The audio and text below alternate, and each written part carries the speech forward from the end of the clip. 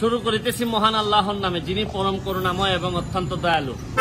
এই ভিডিওটা করার কারণ হচ্ছে গিয়ে তরমুজ আর আমাদের বাংলাদেশের মানুষের চরিত্র যে প্রায় কাছাকাছি, এইটা বোঝানোর জন্য। পৃথিবীর আর কোনো দেশ নাই যে দেশে রমজানের সময় এই জিনিসপত্রের দাম 3 গুণ হয়ে যায়। একমাত্র বাংলাদেশ, যে দেশে প্রায় 95% মুসলমান, সব ব্যবসায়ীদের মধ্যে বেশিরভাগ মুসলমান, অথচ রমজানটারে যেখানে সেবা করার কথা, মানুষের কষ্ট কমানোর কথা, এখানে রমজান আইলেই ব্যবসায়ীরা মোটামুটি মনে করেন যে এই একটা সুযোগ, পার্টিরা যত পারি ঠকানো যায়। এই হচ্ছে কি আমাদের ইবাদতের নমুনা। এটা তরমুজের কাছে নিয়ে আসলাম আপনাদের। দেখেন এই তরমুজ আমি এইসব জিজ্ঞেস করলাম যে কি অবস্থা, কত করে বিক্রি করতেছেন।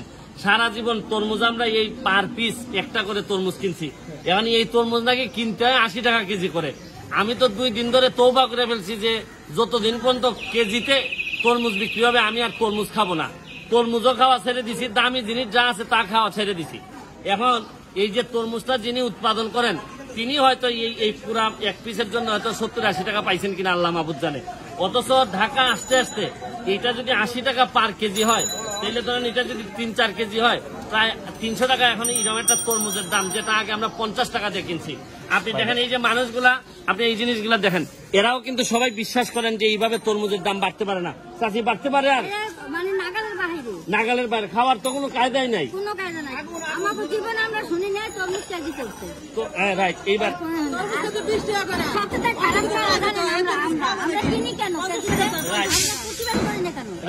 ভালো কথা বলছেন। আমি ভিডিওটা, আপনি কি এই যে উনি এটা বিক্রি করতেছে, ও অবশ্য আসলে বিক্রি করার না, মনে হয় একটু ডিউটি দিতেছে ও। আর তুমি কথা বলবা কিছু, এত দাম কেন বাবা তরমুজ একটু বলবা? আচ্ছা, ওর আব্বা এইটা বিক্রি করেন, এই জন্য ওর উপর আর প্রেশার দিচ্ছি না।